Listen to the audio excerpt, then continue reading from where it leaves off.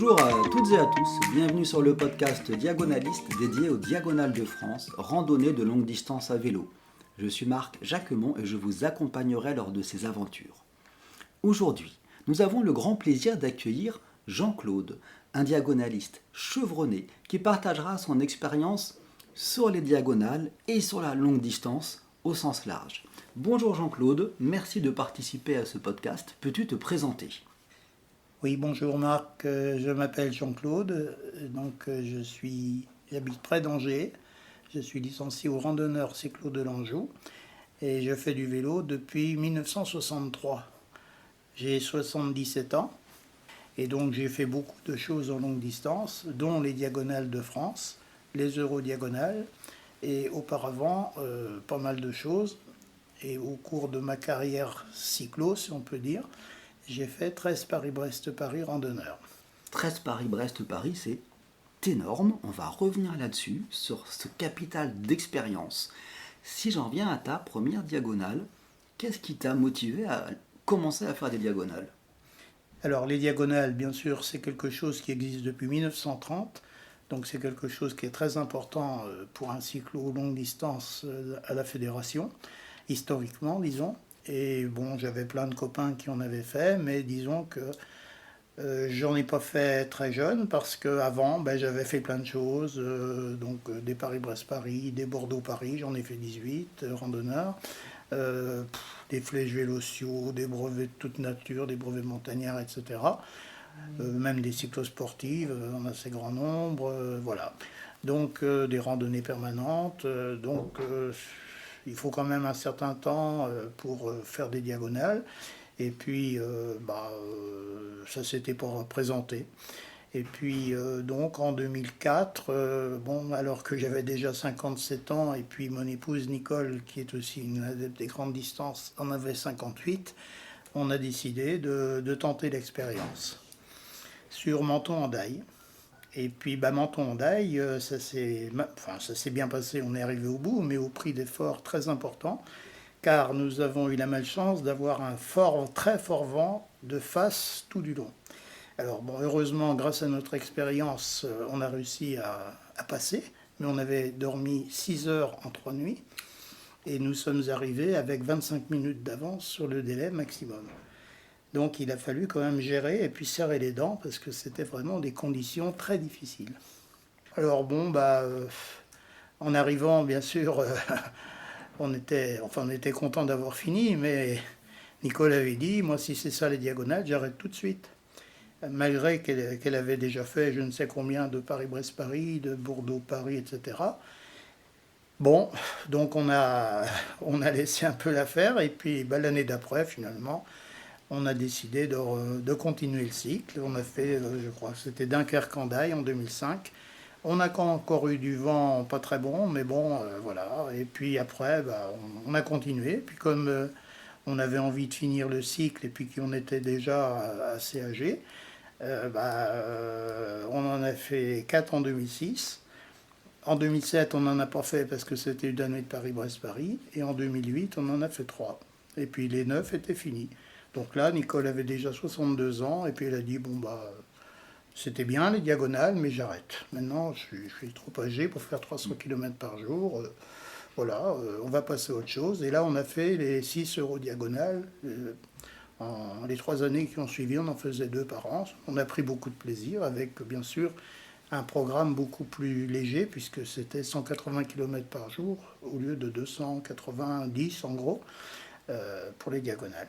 Donc on a pris beaucoup de plaisir aussi avec les eurodiagonales et puis on en a profité pour faire du tourisme. Si je t'écoute, la première diagonale, malgré ton expérience, votre expérience à deux des Paris-Brest-Paris, vous a semblé plus dur qu'un Paris-Brest-Paris ? Bon, c'est différent. Là, évidemment, c'était dû au fait que dans une diagonale, on va en ligne droite. Donc là, c'est un peu une loterie. Si on a le vent de face, on peut l'avoir toujours de face. Si on l'a dans le dos, on peut l'avoir toujours dans le dos. Bon, il s'est trouvé que là, on l'a toujours eu de face et qu'il était très fort. Donc, on avait beau avoir de l'expérience du Paris-Brest-Paris, etc., tout ce qu'on avait fait, mais c'était quand même compliqué. Alors bien sûr, cette expérience nous a servi parce que ça nous a permis de gérer notre effort et d'aller au bout, parce que sincèrement, c'était vraiment très dur. Quand on était le long du canal du Midi, on avait du mal à aller plus vite que les péniches, hein. On était à 13-14 à l'heure, et on voyait les péniches qui avançaient aussi vite que nous. Pour vous dire que c'était quand même quelque chose de costaud, quoi, très costaud. Hein, voilà. Donc l'expérience de tout ce qu'on avait fait avant nous a servi pour gérer, disons, notre effort et notre fatigue. Mais donc on ne peut pas comparer une diagonale et un Paris-Brest-Paris. Il y a des gens qui disent, alors souvent, est-ce qu'une diagonale c'est plus dur qu'un Paris-Brest-Paris? On peut pas répondre à cette question. Hein, un Paris-Brest-Paris c'est dur, mais une diagonale ça peut être dur, ça peut être facile, voilà. Donc ça dépend de la météo. Voilà, la météo joue beaucoup, et puis bien sûr dans une diagonale on est esselé, on a tout à gérer, mais bon d'un autre côté, comme on gère sa propre avancée, bah, si ça va vraiment trop mal, on va moins vite, voilà, c'est toute une gestion. Un Paris-Brest-Paris, on est beaucoup plus assisté. D'une part, on peut avoir une voiture d'assistance. On a aussi des gens au contrôle qui fournissent de la nourriture. C'est complètement différent. Mais d'un autre côté, ça peut être mauvais aussi, parce que ça peut être trop confortable. Et puis, on peut louper un Paris-Brest parce que on ne gère pas les paramètres, quoi. Donc, c'est très difficile de comparer. Tu m'indiquais que les Paris-Brest, tu les as fait, certains, sans dormir, de début à la fin. Oui. Dès lors, quand tu avais prévu votre première diagonale, vous avez dormi 6 heures en 3 jours. Oui, vous aviez prévu là de faire des journées avec de la nuit, des vraies nuits dedans? Ah oui. Au départ, on avait prévu des nuits, enfin si on peut parler de nuits, mais nettement plus longues. Des nuits de diagonalistes normales, on va dire, c'est-à-dire coucher à 23h, lever à 3 ou 4 heures, voilà. Ça, pour un cyclo de longue distance, ce sont des nuits normales. Là, il s'est trouvé que, comme on avançait beaucoup moins vite, évidemment, on a dû rogner sur les nuits. Puis avec la fatigue, évidemment, c'est pareil, hein, on avance moins, c'est un cercle vicieux. Donc, on a eu des nuits plus courtes, mais bon, voilà, c'était comme ça, et puis ça s'est fait quand même, quoi. C'est un cercle vicieux, tu veux dire que plus tu es fatigué, moins tu vas vite, et moins tu vas vite, et moins tu dors, c'est ça? Comme il y a des délais quand même assez serrés à respecter, si on avance moins, on a moins de temps pour dormir, c'est logique, et puis voilà. Alors après, comme on dort moins, on récupère moins, on avance moins, c'est en ce sens-là que c'est un cercle vicieux. Si je mélange toutes tes expériences de longue distance, diagonale, Paris-Brest bien sûr, et les autres que tu as cités avant, qu'est-ce que tu peux dire par rapport au sommeil? Comment tu gères le sommeil pour faire un Paris-Brest sans dormir, par exemple? Alors les Paris-Brest-Paris qu'on a fait, il faut le dire, faut appeler un chat un chat. Les premiers Paris-Brest, quand on était jeune, on les faisait un petit peu mode, on va dire, compétition, entre guillemets. On essayait toujours de faire le mieux possible, au moins par rapport à nous. Alors, ça veut dire que là, on avait un objectif temps, on va dire. Ça nous aidait à passer les nuits, parce qu'il y avait de la motivation. Et même, il faut le dire aussi, on a fait quand même un peu la course par rapport à d'autres personnes, indépendamment par rapport à nous. Parce que Nicole a fait première féminine en 91, par exemple. Elle avait des concurrentes, et puis notamment une américaine. Et évidemment, comme il y avait un peu, on savait un petit peu où elle en était, on s'adaptait un peu sur elle, et ça nous empêchait de dormir parce que voilà, il y avait la motivation. Alors qu'en diagonale, tu l'as contre toi-même, c'est pas pareil. Voilà, c'était quand même différent. Alors évidemment, ça aidait à passer les nuits sans dormir. Donc effectivement, on passait... Alors moi j'ai commencé en 75, la première fois j'ai peut-être dû dormir 2 fois 1 heure, je ne sais plus trop. C'était une découverte. Puis après, à partir de 79, 79, j'ai mis 52 heures à Paris-Brest, donc là, évidemment, je n'ai pas dormi. Et puis après, quand je me suis mis à rouler avec Nicole, c'est pareil, son premier Paris-Brest, elle a mis 56h55, on n'a pas dormi 1 minute. Et puis on a commencé seulement à dormir en 2003. Avant, on a fait tout sans dormir. En 2003, on a dormi 2 fois 1 heure. Une fois à Fougères, une fois je ne sais plus trop. Enfin bon, Une fois à Carhaix, une fois à Fougères, je crois. Une heure à chaque fois. Mais puis après, bon, on vieillissait, donc on gérait un petit peu plus, quoi.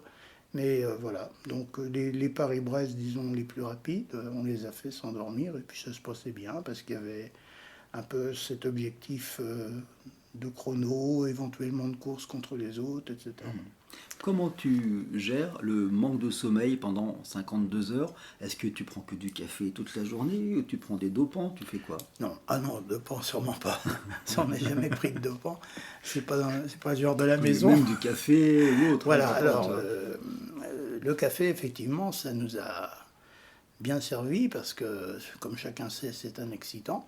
Et puis, on évitait de prendre du café, disons en quantité, les mois avant Paris-Brest. Les mois avant? Enfin, les mois, disons les 2 derniers mois, bon, on en prenait un peu, mais bon, vraiment, puis bon, nous, on prend surtout du Ricoré. Alors, du Ricoré, c'est mélange Chicoré-café, c'est pas méchant. Mais voilà, des vrais cafés, on prenait pratiquement plus, disons, 2 mois avant, quoi. Si bien qu'au moment de l'épreuve, du Paris-Brest par exemple, ben là, il était beaucoup plus actif. Ok, ça c'est une bonne technique, comme ça le corps, le produit est plus actif. Alors bon, bah, c'est pas pour ça qu'on s'endort pas parfois, mais voilà. Alors bon, c'est vrai que la deuxième nuit du Paris-Brest, la première nuit, on baille même pas une seule fois. Mais la deuxième nuit, bon, des fois, c'était un peu dur, mais bon, ben, on s'accrochait, on serrait les dents, et puis voilà, puis ça passait, puis... Sur Paris-Brest, alors tu as de l'alimentation, lors des contrôles, tu peux manger. Ouais. Sur la diagonale, tu gères ta propre alimentation. Ouais. Comment tu t'alimentes, toi, sur de la longue distance? Tu as des choses spécifiques? Bah, spécifique, pas vraiment. Disons que on a l'habitude de d'avoir une boisson énergétique avec nous, mais on ne boit pas que ça. Disons qu'on a ça sur le vélo. Sinon, bah, on a de la nourriture assez traditionnelle, hein, des salades, des choses comme ça, voilà. Et puis, on essaie de ne pas manger trop de choses sucrées. Enfin, il faut en manger, mais là, il y a un compromis à trouver, parce qu'évidemment, si on mange trop de choses sucrées, on se bloque le foie, et puis après, bah, on n'arrive plus à manger, on a envie de vomir, etc. Donc là aussi, il y a tout un compromis à faire entre ce qu'on mange. Et puis voilà, donc le mieux c'est d'avoir quand même des choses énergétiques à portée de la main. Alors nous on prend essentiellement, enfin je ne vais pas citer de marque, mais une marque, une boisson, disons, glucosée. Bon, enfin, tu le mets si tu veux, c'est Oversteam Hydrixir, hein, c'est une, voilà. Et puis sinon, bah, on a aussi toujours des gâteaux sport de chez Oversteam, donc on a ça dans la poche, de temps en temps on mange un morceau, et puis voilà. Sinon, bah, on essaie de manger le plus naturel possible. Des choses voilà, que tout le monde mange, des salades essentiellement, tomates, riz, thon, pâtes, enfin des sucres lents bien sûr. Les sucres lents, c'est très important en longue distance. Tu différencies les boissons énergétiques des boissons glucosées? C'est quoi les boissons énergétiques dont tu parlais? Alors bon, il y a des boissons plus ou moins énergétiques, hein. Par exemple, la boisson qu'on prend, si on suit les préceptes comment dirais-je, du fabricant, il dit de mettre 5 doses. 5 doses, c'est très sucré, donc là on s'écœure. Mais donc là, nous on en met 3. Oversteam. Oversteam, Okay, Hydrixir. Normalement c'est 5 doses pour un grand bidon, d'après les notices. Bon, nous on en met 3, je trouve que c'est déjà assez sucré, mais on n'en met pas plus parce que bah, on sait très bien que si on en met trop, on risque de se bloquer, quoi. Voilà. Donc, voilà, glucosé, glucosé ou qu'est-ce qu'on a dit, énergétique, c'est à peu près la même chose, mais c'est la concentration qui va changer. Puis il y a aussi les additifs, les sels minéraux. Alors, une chose que j'ai découverte là au dernier Paris-Brest, ce sont les électrolytes. J'en prenais pas avant, et là j'en avais mis parce que ça peut éviter les crampes. Une addition d'électrolytes. Alors bon, les crampes, normalement j'en ai pas parce que voilà, j'ai toujours su gérer mes efforts, si je puis dire, mais quand il fait très chaud, c'est important parce que ben, évidemment on élimine beaucoup d'eau et là on peut avoir des crampes. Donc avoir des électrolytes quand il fait très chaud, c'est bien. D'accord. J'en ai utilisé au dernier Paris-Brest et bon, je m'en suis trouvé bien. Ton dernier Paris-Brest, tu l'as fait en combien de temps? Alors, donc en 2023, 23, l'année dernière. Bon, ben mon but c'était de finir, puisque c'était mon 13e et puis que j'avais quand même 76 ans. Donc je savais bien que j'avais plus du tout la notion de performance chronométrique. Ça fait longtemps que je l'avais plus. Donc le but du jeu c'était d'aller au bout, si possible. Et puis bah, j'avais pris 90 heures, le délai maxi, j'ai mis 88h37 je crois, enfin voilà. Donc même si j'avais mis 89h50, ça m'aurait convenu. Je me suis arrangé pour... voilà. Alors, et puis le but aussi c'était qu'au 1000, j'avais, comme je te disais tout à l'heure Marc, au brevet de 1000 j'avais dû abandonner à cause du fameux syndrome de la tour de Pise, qui fait pencher d'un côté ou de l'autre, moi c'est à droite, les vieux cyclos, pour des problèmes de cervelet, on ne va pas rentrer trop dans les détails. Et pour gérer ce fameux problème, il faut dormir au moins 3 heures par nuit. Alors, chose que je ne faisais pas forcément avant, parce que souvent je passais les nuits, puis bon, comme ça se passait bien, je pouvais enquiller presque 2 nuits sans dormir. Mais là, ça ne pouvait plus se faire. Donc, grâce à mon ami Alain Colomb, qui connaît malheureusement trop bien le problème, eh bien, j'ai su qu'il fallait dormir au moins 3 heures par nuit pour éviter préventivement ce syndrome de la tour de Pise. Et j'ai appliqué ce principe. Alors, bon, la première nuit, j'ai pas dormi quand même, il faut le dire, parce qu'il fallait bien avancer. J'étais parti à 19h30. Je suis allé jusqu'à Carhaix sans dormir, 521 km. Et là, j'ai dormi 4 heures. Parce qu'il fallait dormir au moins 3 heures. J'ai dormi 4 heures. Et ça s'est super bien passé. Ensuite, l'Oudéac, j'ai dormi 4 heures à nouveau. Et puis, je devais dormir à Mortagne 4 heures. Mais là, bon, c'était à 100 et quelques kilomètres de l'arrivée. Et puis, bon, j'avais quand même le souci de ne pas dépasser le délai maxi. Donc, j'ai dormi 3 heures seulement et ça s'est très bien passé. Voilà, donc je n'ai donc pas eu ce fameux syndrome de la tour de Pise. Et pour les cyclos qui sont malheureusement âgés comme moi, je peux vous dire que ça marche, à condition de l'appliquer correctement. Quand on fait un Paris-Brest en 52 heures ou en 90 heures, on a beaucoup plus de temps d'appui sur les fesses, sur les mains, le corps est penché. Comment tu gères la douleur sur une telle durée? T'en as des douleurs ou t'en as pas? J'en ai forcément, comme tout le monde. Disons, quand on fait en 52 heures, évidemment, on est moins longtemps assis sur la selle. Donc, en principe, on a moins mal aux fesses. 90 heures, bon, alors c'est pareil, sur 90 heures, on a beaucoup plus de temps d'arrêt, parce que quand je faisais le Paris-Brest en 52 heures, je sais pas, moi, j'avais peut-être 5 heures d'arrêt en tout, et encore peut-être même pas, sur tout le Paris-Brest. Donc, évidemment, là... quand je l'ai fait en 88 heures et quelques l'année dernière, j'ai eu 62 heures de vélo, donc j'ai eu 26 heures d'arrêt. Et là, ça permet quand même, et puis dans les fameuses nuitées de 4 heures, ça permet quand même de récupérer au niveau de la selle. Et puis j'utilisais aussi une pommade, voilà, j'ai jamais été très sensible de la selle, Nicole non plus, mais... On utilisait une certaine pommade et puis ça nous convenait bien. Et puis c'est pas pour ça qu'on avait pas mal, mais enfin on arrivait à le gérer. Quand tu fais du long comme ça, comment tu arrives à gérer l'effort pour pas tout donner les 400 premiers kilomètres et être sûr d'aller au bout? Comment tu gères ça? En longue distance, il faut se dire qu'il y a plein de paramètres bien sûr à régler. Et il faut toujours être dans le compromis. C'est-à-dire que il ne faut jamais, par exemple, pour l'effort, il ne faut jamais se mettre dans le rouge. Ou alors, si on se met dans le rouge, il faut que ça soit très très bref. Par exemple, si on est dans la roue, dans un peloton, face au vent, des fois, on se dit, si je lâche le peloton, je vais me payer le vent de face. Donc là, parfois, on fait des efforts qu'il ne faudrait peut-être pas faire. Mais bon, d'un autre côté, ça permet de s'économiser, de moins souffrir du vent. Donc là aussi, il faut savoir jusqu'où on peut aller pour suivre le groupe et puis éventuellement le laisser filer, quoi. Et en fait, sur pratiquement tous les paramètres à régler, que ce soit l'alimentation, que ce soit le sommeil, il y a toujours des compromis à faire.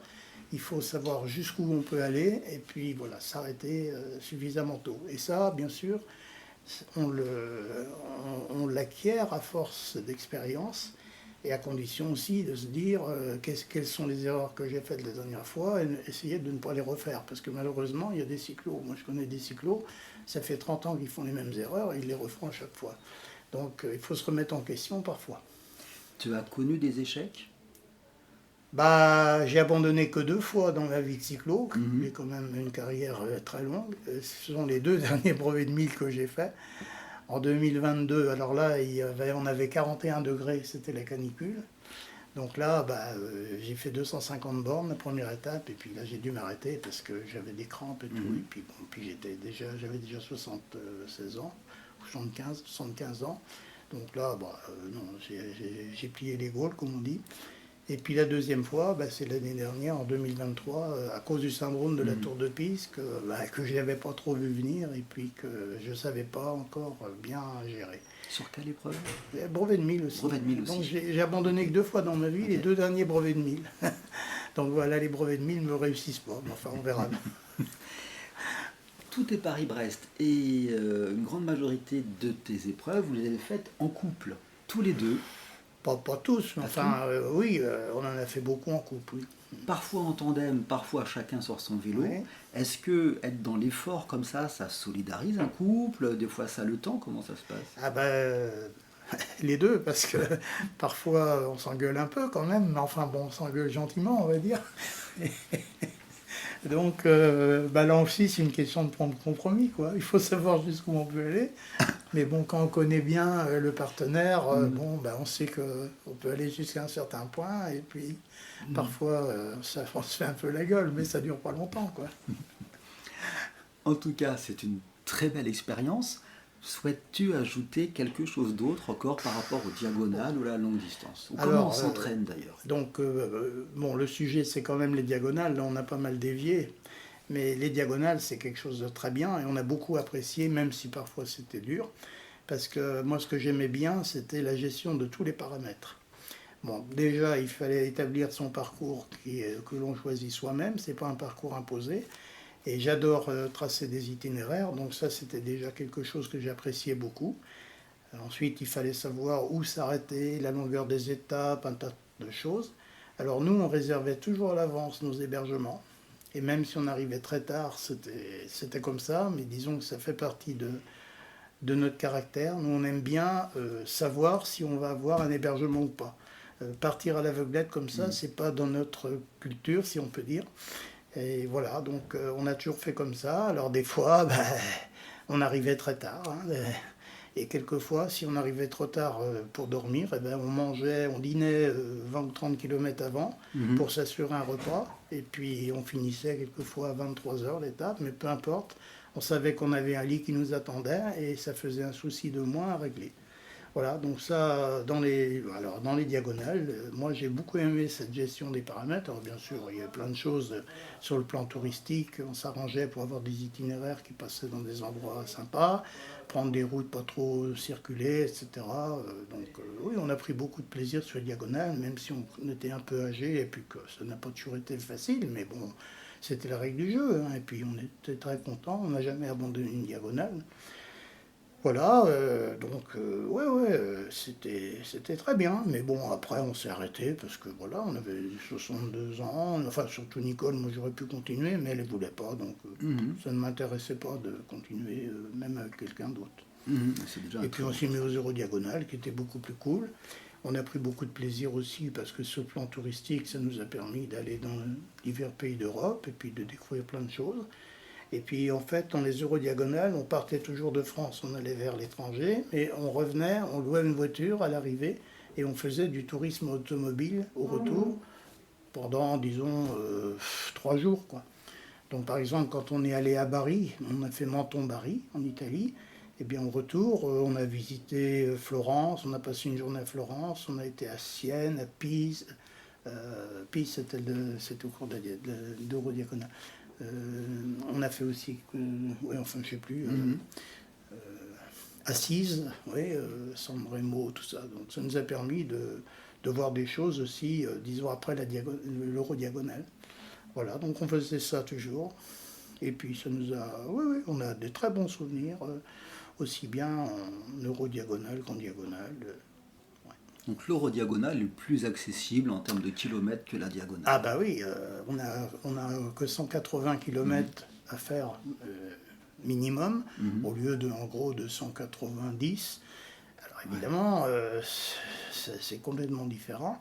Alors bien sûr, on perd un peu plus de temps parce que il y a le problème de la langue. Il y a le problème de la langue qui peut se poser. On n'est pas dans son pays, c'est un peu plus compliqué, mais bon, ça c'est un peu mineur. Bon, je me débrouille en anglais, en espagnol, donc voilà. On n'a jamais eu de soucis de ce côté-là. Merci beaucoup Jean-Claude pour avoir partagé ton expérience, je le redis, conséquente sur la longue distance. Ton retour sera précieux, j'en suis convaincu, pour d'autres diagonalistes confirmés ou en devenir, ou qui souhaitent se lancer dans cette aventure qu'est une diagonale ou une autre longue distance à vélo. Merci à tous nos auditeurs de nous avoir rejoints. N'hésitez pas à nous envoyer un email à diagonaliste@gmail.com si vous avez des questions, des suggestions, des commentaires ou bien sûr une diagonale à partager. Merci beaucoup Jean-Claude, au revoir. Au revoir Marc.